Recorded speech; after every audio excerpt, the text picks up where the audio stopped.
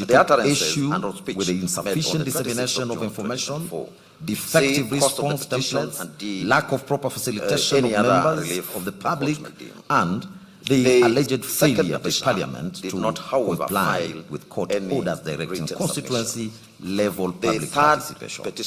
She further asserted that the impeachment process violated Articles 10, 47, 48, 145, and 150 of the Constitution, and challenged the constitutionality of Standing Order Number 64 of the National Assembly that was later amended on the 9th basis of October, that it imposed an unconstitutional 7-day timeline for disposal of impeachment proceedings, thereby undermining meaningful public participation. That she brought the petition on Honorable her behalf, Maina and on behalf of the questioned the residents legality of of the Senate's decision and to conduct the impeachment proceedings in plenary instead of through a special committee under Article 145, Sub-Article 3B of the Constitution, urging that investigation of impeachment charges could only lawfully be undertaken by a select committee of the Senate. In addition, she challenged the legality of the National Assembly as constituted, contending that it failed to comply with the constitutional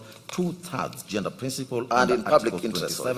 81B, 100. Her petition also principally challenged the constitutionality, was therefore legality, of lawful and procedural propriety of the impeachment proceedings. Honorable Maina sought for the following reliefs. She contended that public participation modalities put in place by the first respondent in relation to the impeachment of the public participation forums that were scheduled for the 4th October 2024 regarding the special motion fell below the threshold of proper, effective, and meaningful public participation as unconstitutional under owing to the short notice periods. B, a declaration that the modalities put in place by the first respondent in respect of the public participation forums held on 4th and 5th of October 2024, as ordered by this honorable court regarding the special motion, were in disregard of the court's orders lack of proper and fell below the threshold of a proper, effective, and meaningful the public alleged participation failure by as Parliament envisaged under Article 10 of the Constitution. C, a declaration constituency that the level impeachment public process as against the first She further party asserted that the impeachment process by the violated first Articles 10, and the second respondents 47, in their 48, 145, in view and of 150 modalities of public and challenged the participation forums constitutionality held on the 4th of and 5th Standing October Order Number 2024, 64, failing well the National below the Assembly threshold standing of a orders proper, effective, on the and basis that meaningful public it participation as imposed infringed an under unconstitutional 7-day timeline for disposal of impeachment and proceedings, therefore void. thereby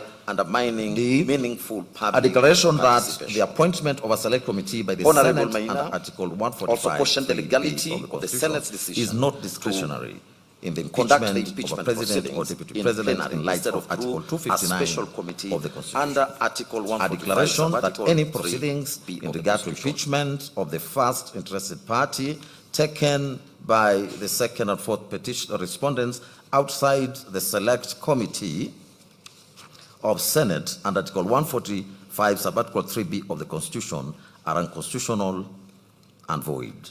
F, a declaration that the first respondent is not legally constituted in light of the mandatory provisions of Article 27, 81B, 102, 61 of the Constitution on the 2/3 gender requirement. G, a declaration that the first respondent as currently constituted cannot entertain and deliberate the special motion for the removal of the first stated party by respondents.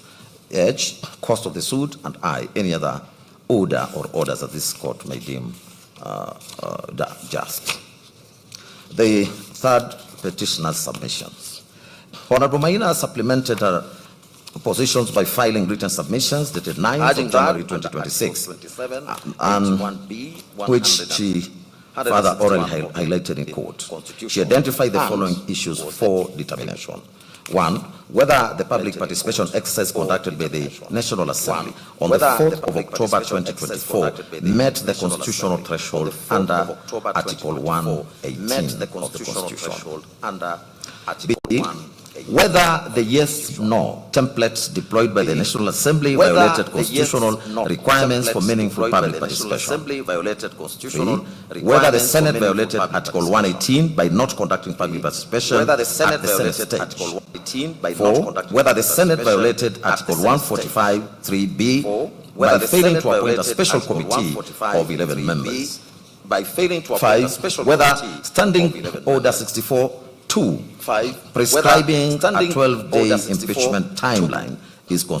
prescribing a 12-day impeachment 6. timeline Whether the impeachment process violated Article 50 on 6. fair hearing Whether protections. the impeachment process And violated 7. Article 50 Whether the on impeachment fair hearing proceedings protections. were conducted by 7. impartial Whether the officers as impeachment required by proceedings Article were 50, conducted by sub-article 1 of the impartial Constitution. officers as Honorable required by Maina Article submitted 50, that on the sub-article 3rd 1 of of the October Honorable 2024. Maina submitted that Honorable on the 3rd of Justice October Mongo, a 2024. judge of the High Court, sitting at Honorable Kerugoya, Justice ordered inter alia that Mongo, public a judge participation of the High be Court, sitting at undertaken at the Kerugoya, constituency ordered level inter alia that so as public to accord the participation public an be opportunity to undertaken at the engage constituency level and so offer as to accord the their public an representation. opportunity to engage That these and orders were duly offer served and their were never appealed, representation. stayed, That varied these or orders were varied duly or served and were reviewed, never appealed, and as such, they stayed, remain binding varied, on the or respondent, varied, or absolutely. reviewed, Speaking and as to the such, they obligation remain to obey binding court on the orders, respondent, Honorable absolutely. Maina submitted that Speaking to such the obligation obedience to obey is court foundational orders, to the rule of Honorable law, Maina as submitted that was such held obedience is foundational to in the rule of law,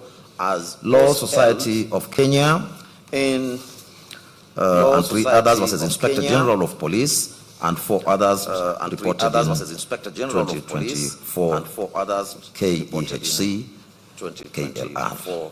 She submitted that this obligation extended even to cases where the She person submitted that affected by an this order obligation extended believes even it should be to cases irregular where or the person void, affected as by was an held order in believes it should be Refrigeration irregular or void, and Kitchen as Utensils was held Limited versus in Refrigeration Gulab Chand, Kitchen Utensils Popatal Limited Shah, versus, and others. Civil application Gulab number Chand, Nairobi Popatal 1339 Shah, of and others. 1990.